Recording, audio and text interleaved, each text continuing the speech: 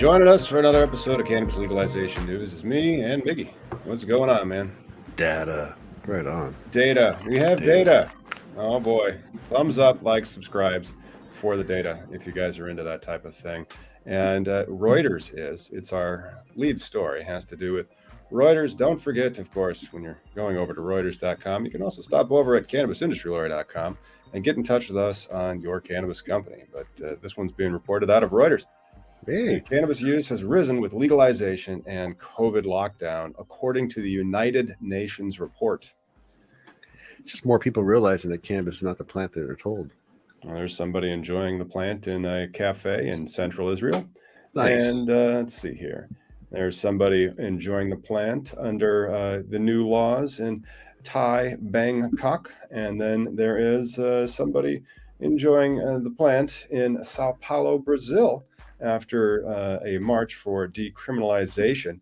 It is an international news story about increased use. Is that a good thing to you, Miggy? Oh yeah, man. I just think it's more people realizing the lies that were being told, right? Like even in Ukraine with the war, they're speeding up their medical programs. So, people are realizing this. They've been living in bullshit. It has been a lie. They're all realizing the lies. And they have a lot of information on there, and it came out of Vienna, Austria. Shout out to them. Places including the United States, they saw stuff go up, usage go up in the United States during lockdown. And it's the United Nations Office of Drugs and Crime, because if you have crime, you need drugs.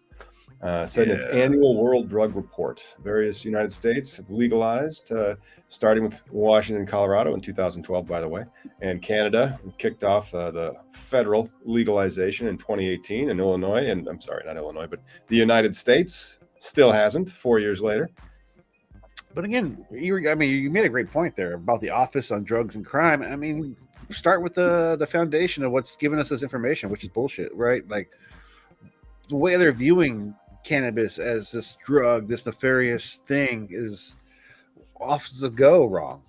So, it's only a matter of time before everybody realizes that cannabis is an aspirin almost, right? It's like actually aspirin can kill you. I had never heard of anybody getting killed by cannabis except for like bales of hay falling on it. But or they get killed as a result of its illegality. That's one of the problems. But no, it's a great plant. It should be legal. I did an interesting interview yesterday with Slate Magazine, and then about how hemp and Delta 8 and all these other things and the weird classifications of this plant. And it's either just like the most heinous Schedule 1 super crime, like, can't pay your taxes, everything's in cash. Oh, getting kicked out of another bank, are you? Like that bad.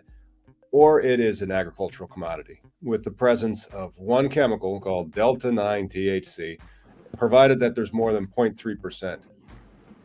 Right? I mean, that's the thing. It's not even just like if that cannabinoid's there, it's a matter of the percentage of it is, which is still an ignorant way to look at it. This is not. It's created a whole cottage industry of edibles that are derived from hemp that have pure Delta 9, because you can have a 5 gram. That's 5,000 milligrams in a gummy, like right in like one of those gummy bear. How much does a gummy bear weigh? I don't know. Shit. I'm going to Google how much does a gummy bear weigh. Hey, if you're allowed to have at home. What's that? You're saying you're allowed to have that much Delta 9 in a gummy nationally, though? You have to be Delta 9 compliant. So you have to have 0.3% or less by dry weight basis.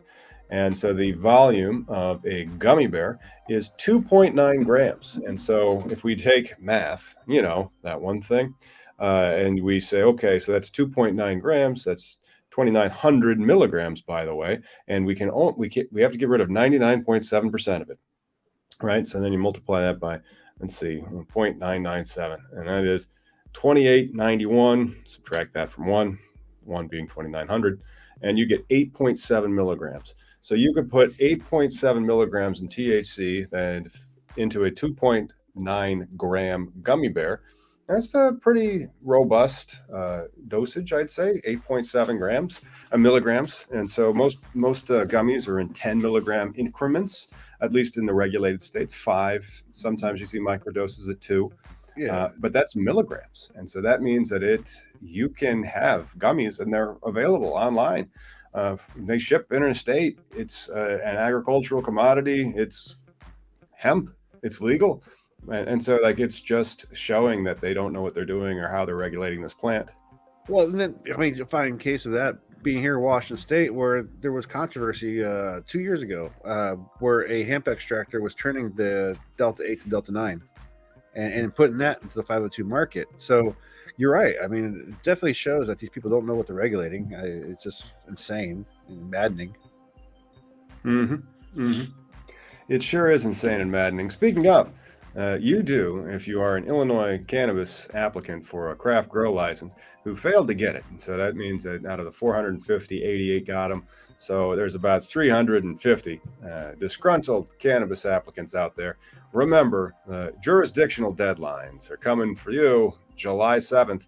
So if you're listening at home on the podcast, Cannabis Legalization News, or you are watching on one of the places that we broadcast, get in touch with us at tom@collateralbase.com if you have not figured out how to sue the state yet.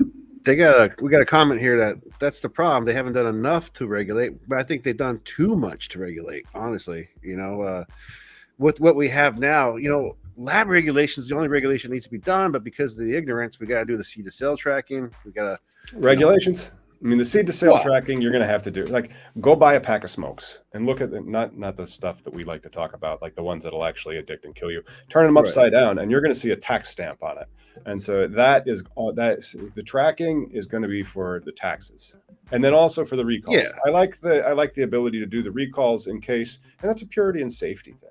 So the tracking and tracing can be purity and safety, and also tax collection, and then also diversion avoidance. But the biggest diversion avoidance would be legalizing the plant as opposed to like legalizing 99% of the plant. Well, and when we say legalizing, deschedule, unschedule. That's. I mean, it's not that. I think we mix these words up together, but they're really kind of the same thing. If we unschedule it, get it off the scheduled list, the market will shape itself. I think that's part of the problem with Mexico. They have legal cannabis, but they don't have a regulated market. They do not. All right.